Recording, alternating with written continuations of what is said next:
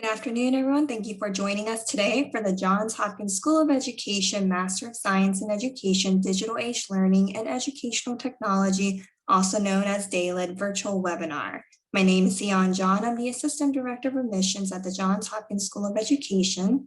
And also presenting today, we have Professor and Program Lead, Dr. Jim Diamond. And before we get started, I would like to cover a few housekeeping topics. First, today's webinar is being recorded. We will be able to share a link with you after the event is complete. Also, please take this time to make sure your mic is on mute and video is off. There will be a Q&A session at the end of the presentation. Please type your question in the chat box and we will answer your question. I would like to share the agenda for today's virtual webinar. We will kick off the presentation sharing an overview of the Johns Hopkins School of Education. Then Dr. Diamond will go over information on the DALED program. And lastly, we'll wrap it up with admissions requirements, go over financial aid, and leave the floor open for questions at the end. And to start, we are one of 9 schools at Johns Hopkins University. We began offering college courses for teachers in 1909 and then became our own school in 2007. We are proud to share that the Johns Hopkins School of Education is consistently ranked one of the top schools in education by the U.S. News and World Report. And for school enrollment, we have approximately 2,437 students and offer more than 30 graduate programs, which includes doctoral, master's, and graduate certificate programs.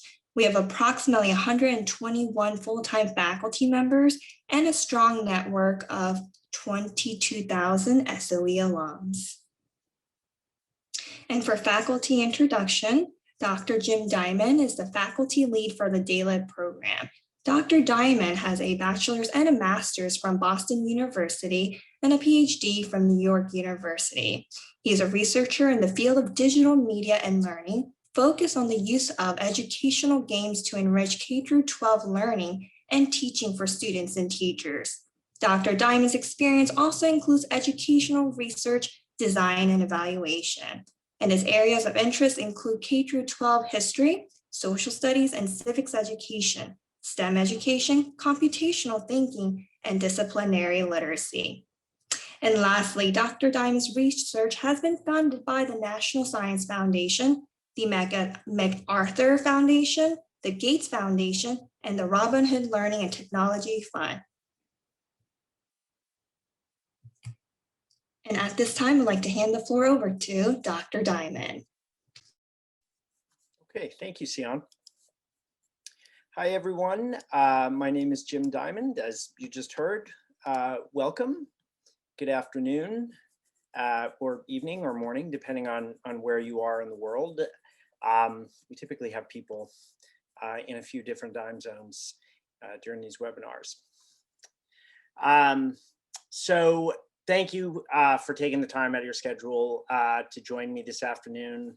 I have to say that I'm pretty much always happy to do these webinars, not only because of the potential for new students to join my program, a program of which I happen to be proud, you might not be surprised to hear, but also in honesty, because it gives me an opportunity to be in touch with others who I think probably share some of my excitement, maybe even some of my passion, possibly even some of my trepidation about the role of technology in education, and have some of the same desires that I do to ask questions and to come up with plans and to implement them ideally, with the specific purpose of using technology to help human beings develop, to help institutions develop. It's obviously right now a pretty remarkable time to be considering investing in a graduate education in the field of educational technology. And I applaud the fact that you're doing it. In my opinion, I would say it's too soon to come to any strong conclusions about whether and how the COVID pandemic has fundamentally changed the nature of education, formally and informally. Though I think it's fair to say that it probably will. And I think we are all of us, wherever we are, beginning to draw some conclusions about what we think education is going to look like starting now and going into the future. I do think that the pandemic has brought up some pretty fundamental questions, most of which are not new, frankly, at least in the field of educational technology. But maybe they have forced individuals in communities, and in fact, entire societies, to begin to rethink these questions. So, questions such as who has access to technology that now seems essential, perhaps once was not thought essential, but now certainly is, who has access to it, who does not, and for what reasons, and what are our plans to ensure that people do have access to these technologies if we are beginning to think that education will not be able to operate in the same way without them. Um, how much technology is too much, right? In quotes. How much technology is too little, based on what we've been seeing with young people and adults learning at home and in different environments. What's enough? What's the right dosage of technology? For which learners, which learner populations do online learning activities seem to be working, and under what conditions? And similarly, for which populations do they not seem to be working, and why? And are there ways for us to answer and address those questions? So, as I say, these are not new questions, but they are the sorts of questions that researchers, designers, developers, practitioners, educators in our field have been asking for a long time, and will continue to do so. And as I say, I think the pandemic has perhaps, not perhaps, has certainly added more urgency to the need to investigate answers to these questions. So, one role that a program like DALIT can play, or any graduate program in educational technology, is to help you build on your existing experiences and knowledge. You may or may not be an educator. I strongly suspect you are, or I strongly suspect you are somebody who is interested in education. Um, so the program can help you to think about how to answer these questions, right, and how to put plans into action to help answer them. I will say just very quickly, we sometimes during these webinars have current students join us, and I tend to think those are the more successful webinars, because it's really, really important for prospective students to hear from current students and in fact, program alums as well. It just so happened we couldn't get schedules to work out today, and I regret that, but I do encourage you to be in touch with current DALIT students and alums, and we can help you do that. So if we come to the end of the webinar and you're feeling like you have some questions that you'd like to ask of students, you should please don't fail to contact the admissions office or me directly, and we can help put you in touch with some students, because I think it's just critical in helping you make your decision. So we have a few slides to go through, and that's what I'm going to do. And then I think we'll have plenty of time at the end of for me to answer your questions, I hope. So again, welcome, and let's get started. So see you on the next slide, please. Okay. So DALIT is a fully online graduate program in the Hopkins School of Education. It has two main pathways, more or less. So the first is a Master's of Science in Education degree. That's a 36 credit degree, 12 classes, which include a graduate capstone experience. And then the other pathway is a professional certificate. So that's a 5-course or 15 credit professional certificate in leadership and technology education. One thing to know about the certificate is we do periodically have students who start down that pathway and decide that they want to continue and move further along toward a master's degree, and that certainly can be done. And I think that's a good way to consider going about pursuing a degree.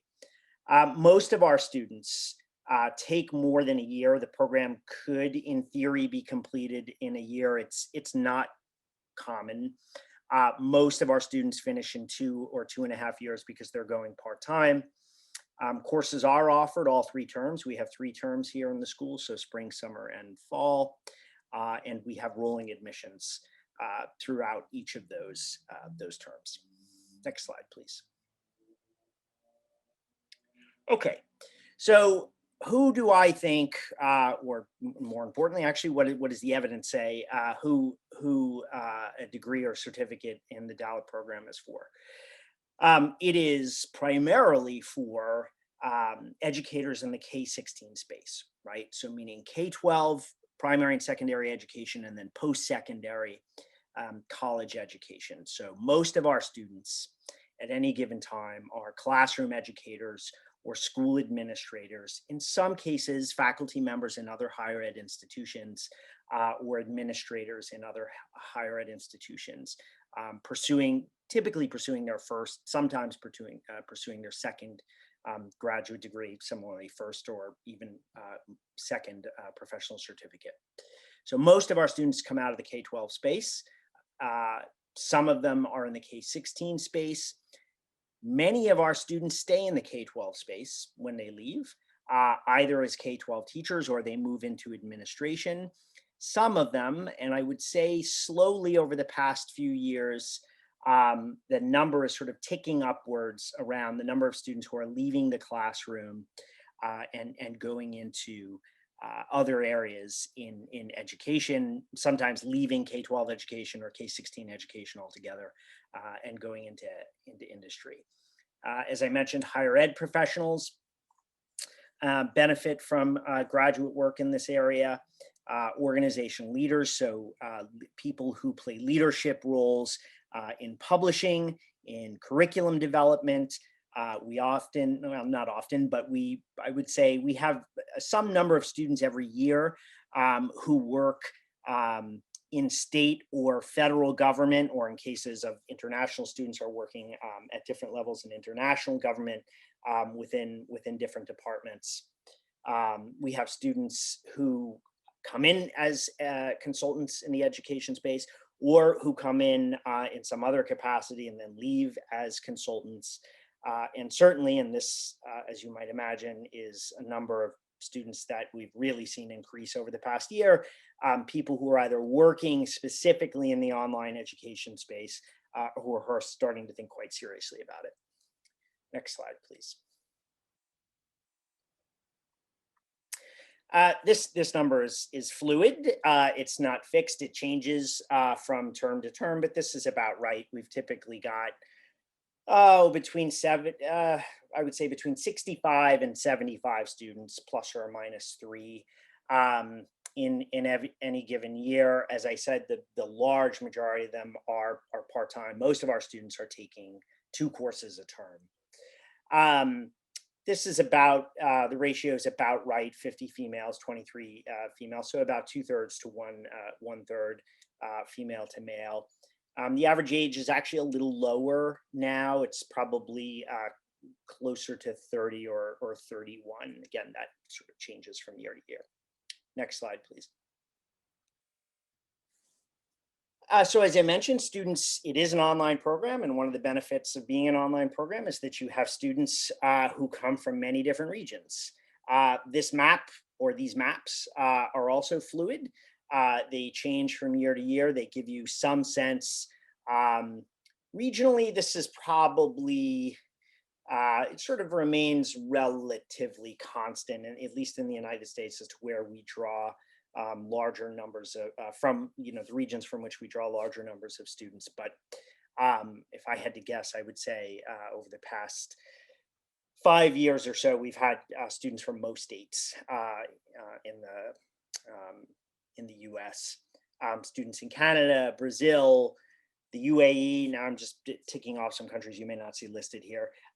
India, any number of countries, Japan, from around the world. So again, We really do. We have students from many different time zones.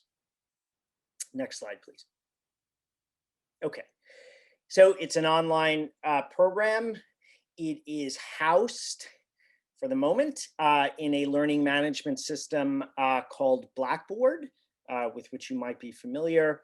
And what that means is that all of your courses, Blackboard is your portal for all of your courses, right? They are all primarily asynchronous, meaning that the expectation is that students will proceed through courses on in their own time, right? With some caveats that I'll talk about. But the understanding is that because we have students all over the world and they are coming from online, the baseline is not that you are expected to be in a place at the same time with everybody else, prepared to talk and prepared to present, right? That would fundamentally change the nature of the program. So it's an asynchronous program that whose courses live in the Blackboard learning management system. In terms of modalities, so what do classes look like? Well, they will typically entail some combination of all of these things, right? Video lectures, interactive activities, which can take all kinds of forms, but that it typically means students with engaging with some learning app, either on their own or with one another. Certainly engaging in discussion, sometimes live, most of the time asynchronously, sometimes via video apps such as Flipgrid or VoiceThread, sometimes during using more traditional discussion boards. And in terms and certainly readings, I don't think we have those listed here, but there's lots of those. The readings in basic theory, readings in applied research in the field of educational technology, and then conceptual readings as well.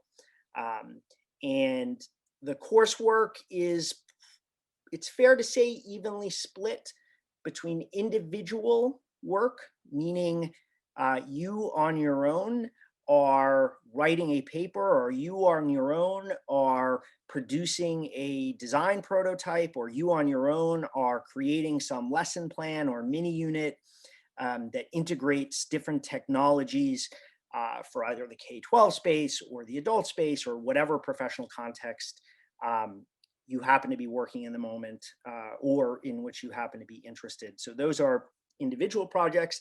And then probably about half across the program are done in teams, right? So you're working with usually 2 or 3 other students in your class in similar projects, right? So developing prototypes, creating design documents, creating concept pieces for the use of particular technologies in some setting.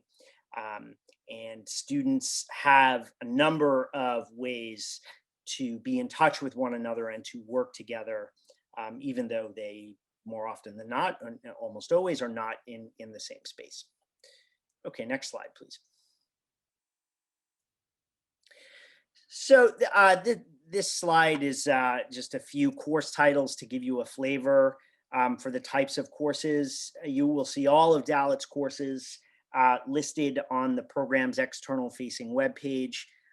If you've received the student handbook, you would also see more descriptions in there. If you've not received it, we can always share a copy with you, and that will give you some more detail about exactly what these courses are about. So Tech and the Science of Learning is a foundational course in Dalit. A lot of what goes on in this program builds off of the science of learning, coming from multiple perspectives, right? So the science of learning is an interdisciplinary field that draws from psychology, sociology, anthropology, computer science, education studies, right? But that is fundamentally focused on how human beings learn with tools, or how human beings learn in designed environments, right? And designed environments is a lot.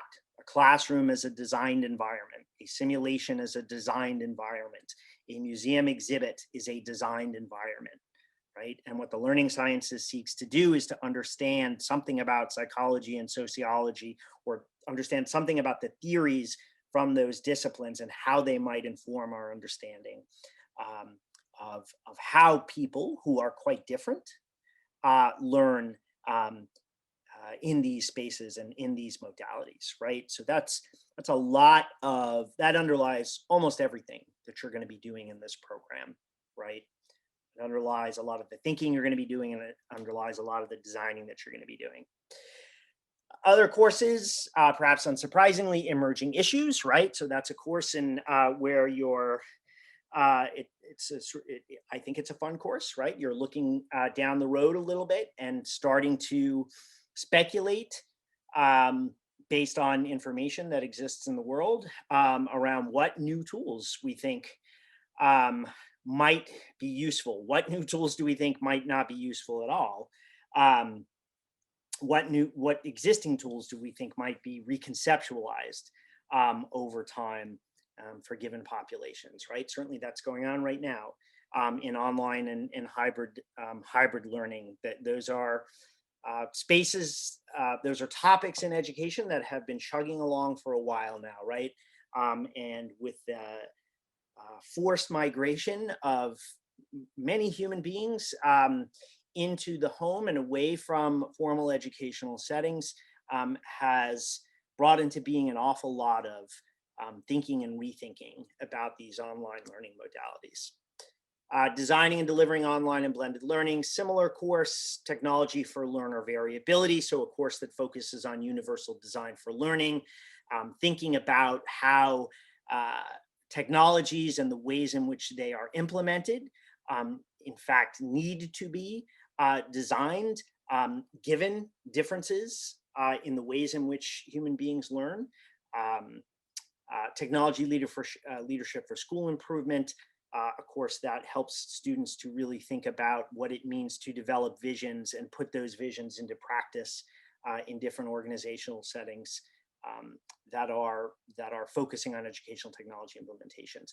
Computational thinking for K-12 educators is an elective. We have several of these, gaming and simulations for learning. There are several others that are either designed for K-12 educators or educators in the adult education space to focus a bit more in a topic of interest. Okay, next slide, please. So our faculty, which is currently growing, we are in the process of bringing in a new faculty member this year, as a matter of fact, who I'll knock on wood, will be starting in the fall.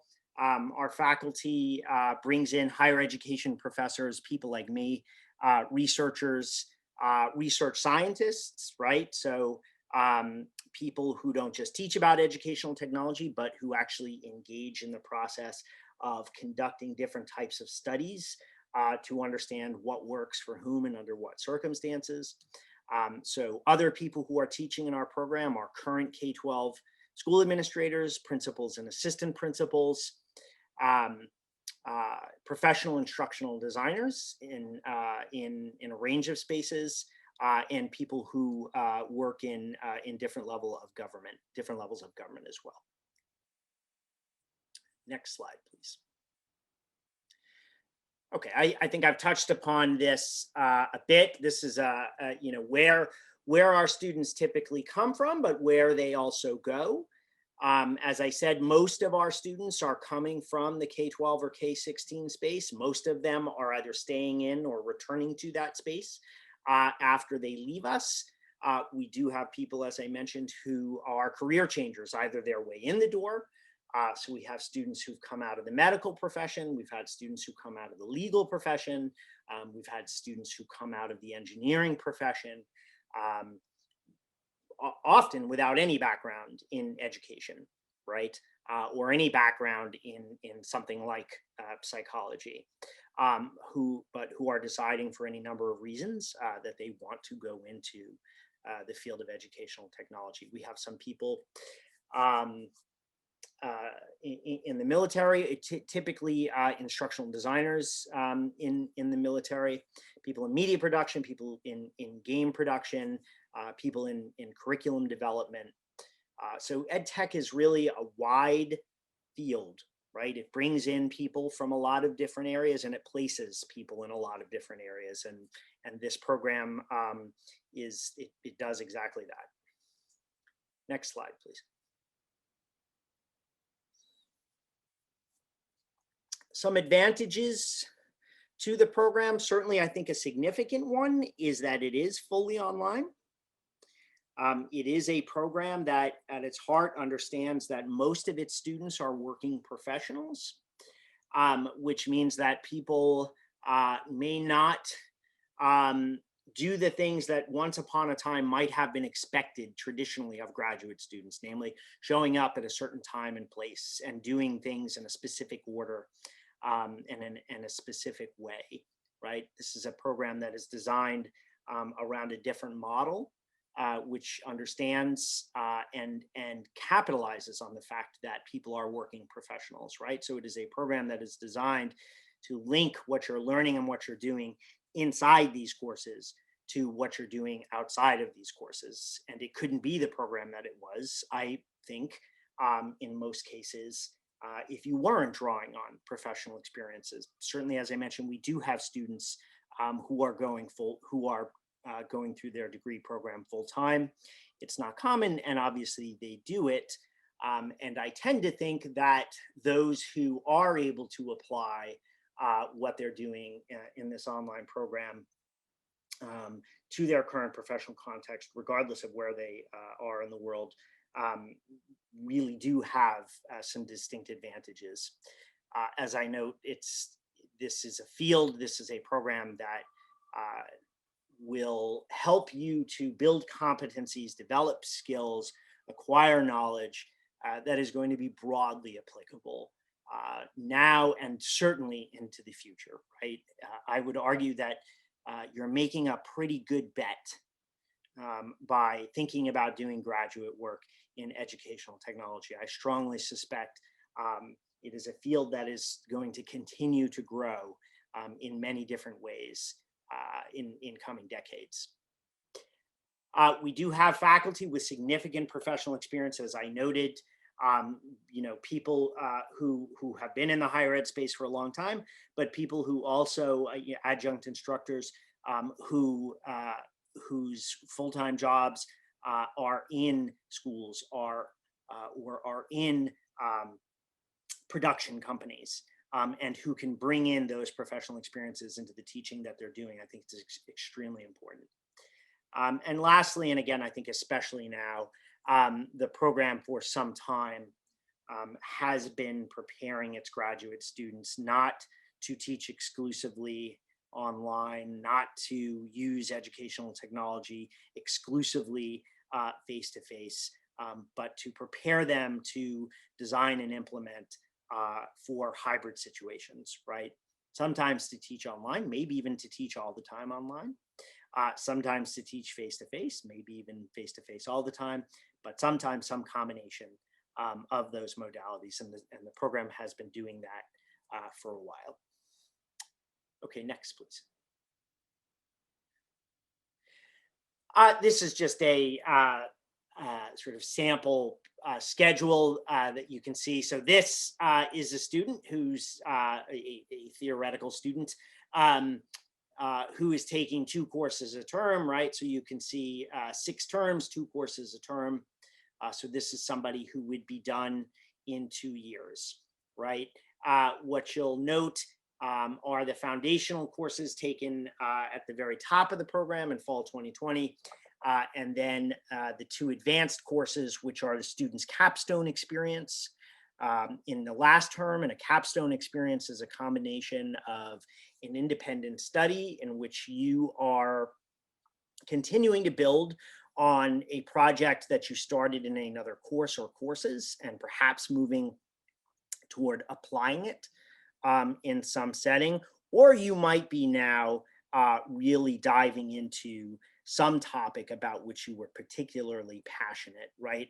These capstones are very much practice focused. So meaning that they are designed for you to take all of this knowledge and all of this thinking about theory that you have done and now put it into practice, right? So put it into a detailed design concept for some practice, whether it's a specific technology, whether it is a form of pedagogy, whether it is a series of lessons or mini lessons or units that integrate technology. It is your opportunity to explore those side by side with a faculty member, and to have just what it says it is, right? A capstone experience that ultimately goes into a digital portfolio that you leave with, and that's the other element of the capstone experience is finalizing your digital portfolio. Okay, next, please. This is you, Sian, right? Thank you, Dr. Diamond, for the wonderful presentation. Sure. So now we're going to continue by going over the application requirements. Applicants must submit a completed application, which can be found on our website. The application fee is $80. We need all official transcripts, including institutions you may have taken courses but did not receive a degree. Again, this is from all post-secondary institutions that you have attended. Next, a 500-word essay must be uploaded. Please visit our website on the admissions webpage to learn more about the essay portion of the application. You'll need a current resume or CV, 2 letters of recommendation. We do prefer at least one of your references to be an academic reference from a former instructor or faculty. However, if you're unable to have one academic letter of recommendation, we will accept 2 professional letters of recommendation. And lastly, the GRE is not required for this program. There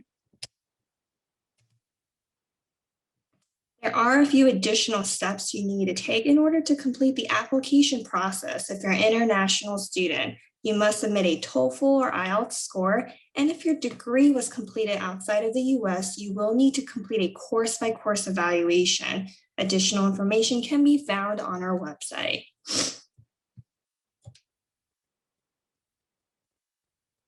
The tuition for the 2021-2022 academic school year is $944 per credit for online courses and a $20 per credit technology fee.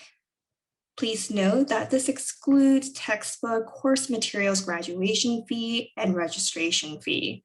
Additional fees apply and are charged separately from tuition. We encourage you to view our tuition fees page on our website for the most up-to-date information on tuition and fees. And if you're interested in applying for financial aid, we strongly encourage you to apply for financial aid when you start your application. And also, we do offer a very limited number of partial need-based scholarship. The application deadline for the scholarship is April 1st. Please visit our website if you have any questions relating to financial aid. Thank you for attending the DALED virtual webinar. At this time, we would like to open up the floor for questions. And Dr. Diamond had one question privately messaged to me, and that question is, I plan on working full-time and going to school part-time. How many hours should I expect to allocate per week on schoolwork? So that's an excellent question. Thank you. We typically, so I think a wise way to consider this is to distribute it across the program, which isn't immediately helpful. But what's helpful to know is that some courses you will find yourself spending significantly more time on, especially with respect to project work. Some courses you'll find yourself spending more time doing reading, and there might be less project work.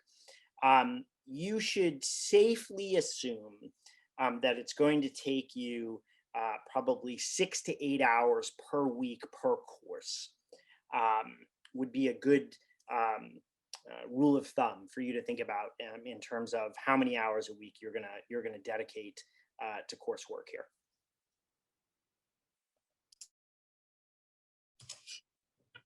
Thank you, Dr. Diamond. Next, we have a question, a couple questions actually from Janelle. The first question is, how many courses per semester is considered full-time? The next question is, what is an example of a digital portfolio? And lastly, how are graduates and students of this program using and applying this degree and the skills learned in the professional field? Okay, good questions. Thank you, Janelle. Okay, so how many courses per semester is considered full-time? So Sian, I think that's 4, right? I think 4 courses a semester is full-time. Is that right? Or is it 3? 3 courses. 3 courses, yeah, three courses. So there's your answer, Janelle. As I say, most students are taking 2 courses per term. Any student who wants to take more than 2 courses per term can, but they need to do so with permission from their academic advisor, right? So that just entails a conversation with your advisor about your current workload, about how things are going, about whether you foresee a time in the coming term or several terms that you feel like you could actually devote more of your time to your graduate studies. Right. The most important thing is we want to ensure that you're actually succeeding and that you're able to take the most from these courses. And certainly we don't want to set students up to fail by having them enroll for too many courses. I typically, almost always, as a matter of fact, will not allow my students to take more than 2 courses in one term.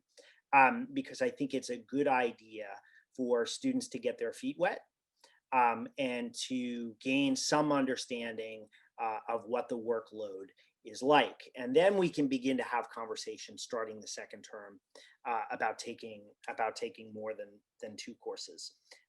So it's just a conversation, right? Which is always a good thing. What's an example of a digital portfolio?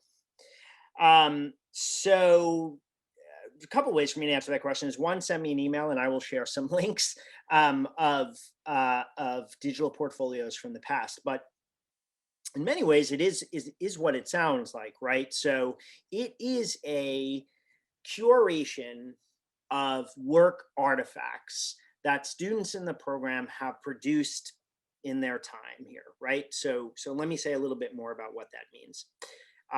The portfolio serves several functions. So one of the functions it serves me as a program lead is as a summative indicator, right, for students on their way out the door. So one of the things I want to know as students are exiting the program is, are they demonstrating competencies in the learning objectives that the program has identified, right? So the program, all of the courses are aligned to a core set of learning objectives, just as any learning program will be, right? And then all of the course objectives are aligned to those program learning objectives, meaning that, and in fact, one level beyond that, all of the activities are then aligned to those course objectives, which are aligned to the program objectives, right? So the activities, that's where you're producing things. Sometimes you're writing papers, sometimes you're creating design documents, sometimes you might be prototyping things, but all of those things result in an artifact.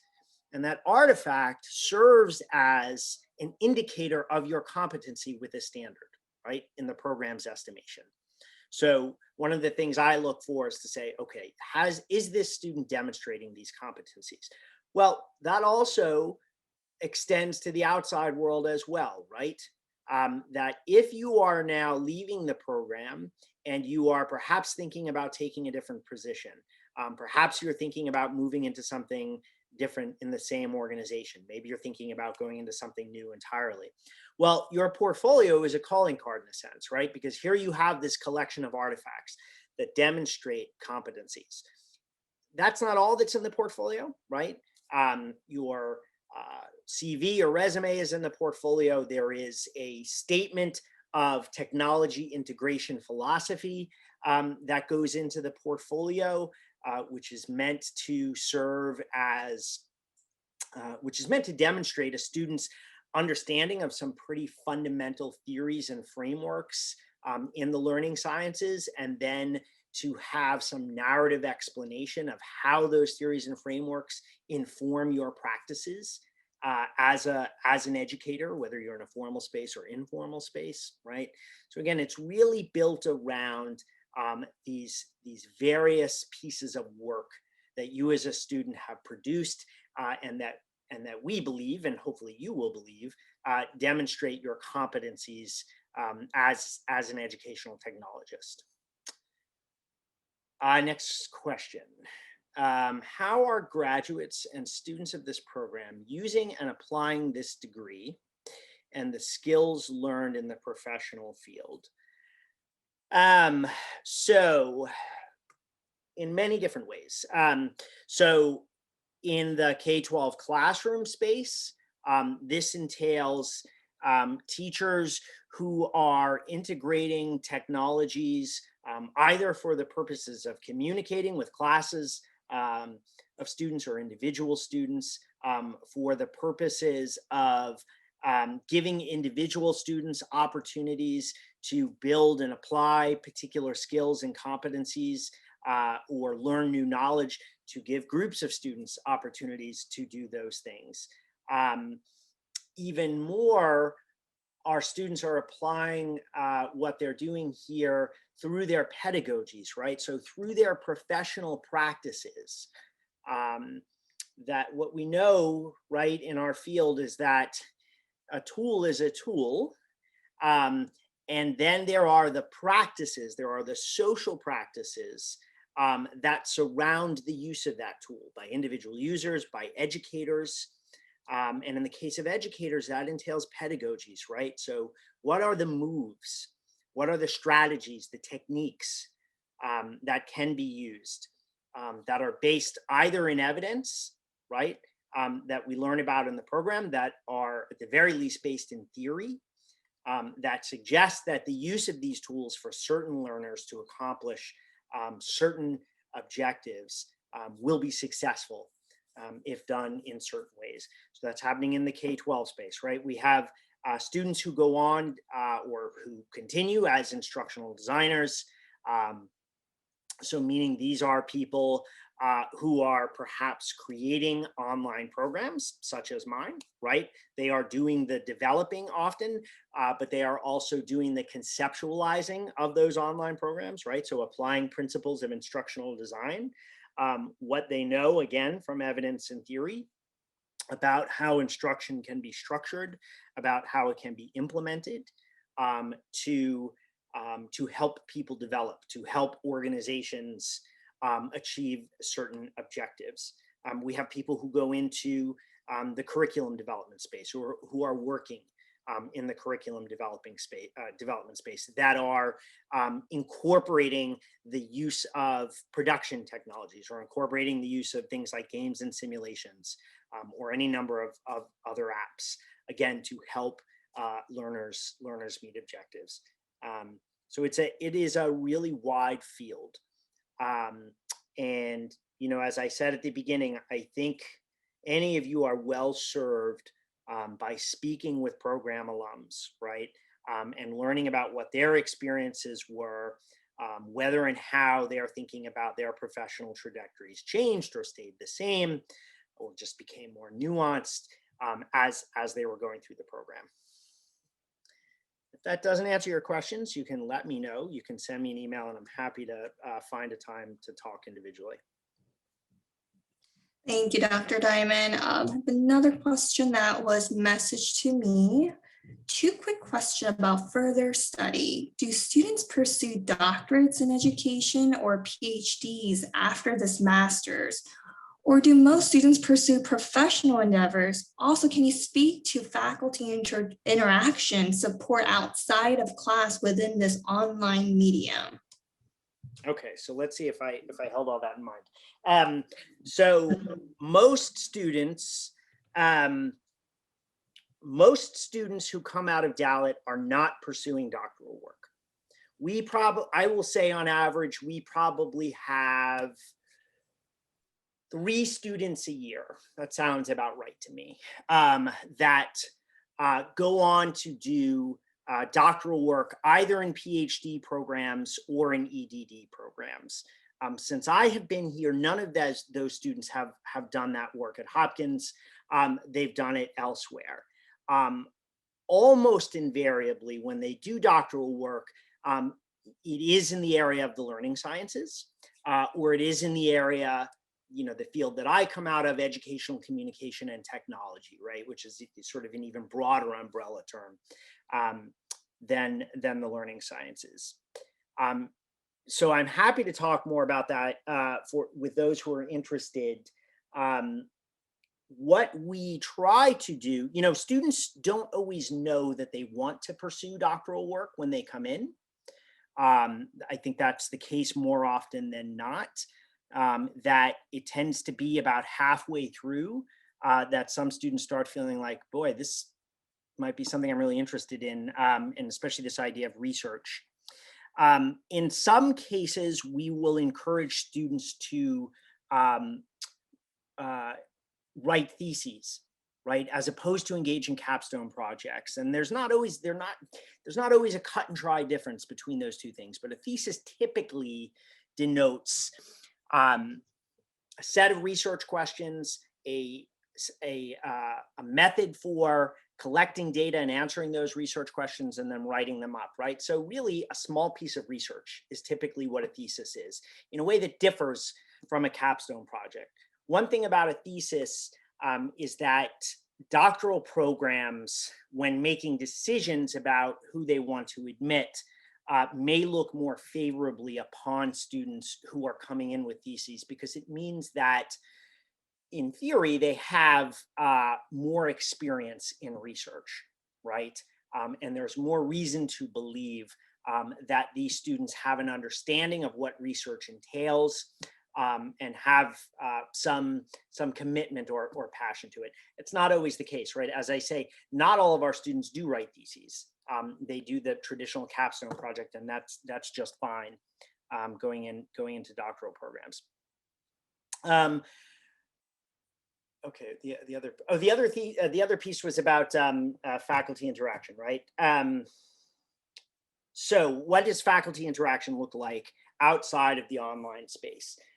There is no faculty interaction outside of the online space, not now in any event, right? I think perhaps post-COVID, when human beings are congregating again, you might imagine. So, for example, when I was in Baltimore, I commute back and forth between New York City and Baltimore, but I would periodically meet students in New York City or in the Baltimore area or in DC, depending on where they were. And if you have, for example, students in the Indianapolis area, where Dr. Chris Devers is, he might meet with them. All interactions are online usually. Now, there's plenty of interactions online outside of the classroom. It's just virtual, right? So it's typically via Zoom or FaceTime or any other, or WhatsApp, or there's plenty of just text-based interactions. But that is, by far the flavor of the types of interactions that occur. Now, that's not to say anything about the quality of these interactions, right? So there is, so to give you an example, Chris Devers runs a lab, right? And at any given time, he's got 7 or 8 graduate students, most of them in Dowlett, in different parts of the country, in some cases in different parts of the world, who are meeting weekly, synchronously, right, to discuss research, who are working on research projects together. I have research projects, right, where I'll typically have one research assistant, and that student will meet with me and other faculty members from other programs that are working on a project. And so we're talking about the project, but we're also talking about the professional settings in which these projects are unfolding. We're talking about a student's own interests and how a student will build skills and is building skills doing this type of work, either in their current context or in a future context. So there are, I would say there's a pretty significant level of faculty interaction. It's just all online. I hope that helps. Will this course be Dr. used for Diamond. Yeah, go ahead. Yep. Yeah. Another private question from a student. Will this course be useful to medical educators? That's not an easy question for me to answer. And it's not easy for me to answer for a couple of reasons. One is we actually have another graduate program in the School of Education that focuses more in the area of medical education, and I can share information with you. It also depends on what area of medical education. So we do have students who have come out of medical schools or who are working in medical schools as simulation designers, for example. And those students certainly benefit. And the other thing that's tripping me up here is just course.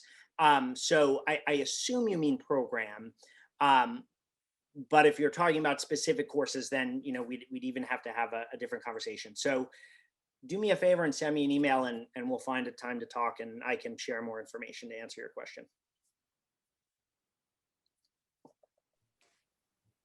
All right, so the next question we have from Sam is, how many total credit hours is this program?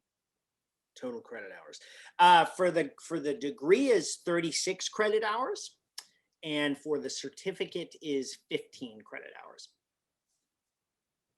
All right, thank you, Dr. Diamond. Another private question, a two-part question actually I received was, when is the next start term for this program? And then the second part is, I don't have a background in education. Would I still be able to apply to this program? In regards to start term, I'll share that the DALEP program has a summer start term, which means you are able to start the program in the summer. First day of summer classes is June 1st. And Dr. Diamond, if you want to add on to that. Not about the start term, no. Sorry, what was the other question? Yeah, the second part is, I don't have a background in education. Oh, right. Will be able to apply to this program? Yes. The short answer is yes. Most people who come into the program do have some background in education, but as I mentioned earlier, we do have students who come in from fields that are, they have not worked as educators in their fields. I think it's fair to say that all fields involve educators. But the program does not assume any baseline knowledge, for example, in human development or in different schools of psychology or sociology. There are benefits, and we may make some suggestions with respect to some foundational readings that we think might be helpful for you when you get started, but it's not required. Okay.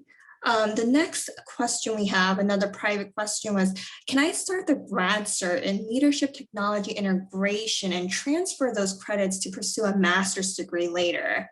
Yes. I like the simple ones. Yeah, I like them all, but that's a very simple one to answer. Yes. Thank you, Dr. Diamond. The next question we have is, are any of the courses synchronous? Oh, this is a good question. And you know what? I should have said something about this earlier.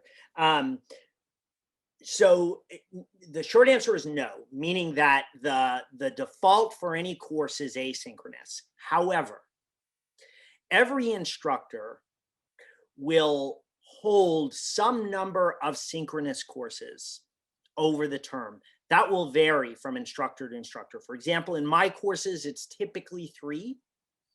So we'll typically have 1 synchronous session a month. On the rare occasion for me, it's 4. There are some courses in which instructors are holding as many as 6 or 7. The thing to remember about these is that they're not required, right? We really can't require them. Again, the expectation is that it's an online program. Instructors will strongly encourage you to make those sessions if you can. I will strongly encourage you to make those sessions if you can, right? It's good to dialogue with your peers and your instructors in real time. It's useful for many, many reasons. However, it is not a requirement, so you would make what you can. And they are always recorded, right? So if you're unable to make a synchronous session, it's recorded and you can view it on your own time. Thank you, Dr. Diamond. All right, it looks like there are no more questions. Thank you again for your interest in the Johns Hopkins School of Education. We look forward to hearing from you. And I want to share the next slide. The next slide shows the contact information. If any admissions related questions, please reach out to Ms. Tyrene Maddox, and also any program related questions, please reach out to Liesl McNeil, Senior Academic Program Coordinator. Have a wonderful evening, everyone. Thank you so much. Hey, Sion. Sorry, I know you're wrapping up. There's just Sam got in this last question, right? Oh, I see it. Yes. 3:59. So let's see, is this program known for a particular theoretical approach to technology integration? That's not an easy question for me to answer, Sam. And the reason being because depending on who you ask that question of, somebody might say, well, Diamond, he has a sociocultural approach to the study of technology in education, right? And they might say, well, Devers, he has a much more cognitivist approach to the study and application of technology in education. And that would be true, right? So the program in and of itself, no, I don't think is known for a particular approach. I think individual academics within the program are. So more or less applicable for jobs like curriculum developer, consultant, or director of technology. I would argue quickly and perhaps unsatisfactorily, just because we're at the very last minute, I think it's applicable for them all, but that's probably very pat at the last minute. So again, I encourage you, just send me an email and I'm happy to talk. Sorry, Sion. Now I think we're done. No worries. Thank you so much. Like I said, here are some contact information. And Dr. Diamond, if you want to also share your contact information in the chat box. Oh, sure. Yeah. Yes, that'd be helpful for the students. Yeah. I always think it's here. Have a wonderful evening, everyone. Thank you, Dr. Diamond, for the wonderful presentation today.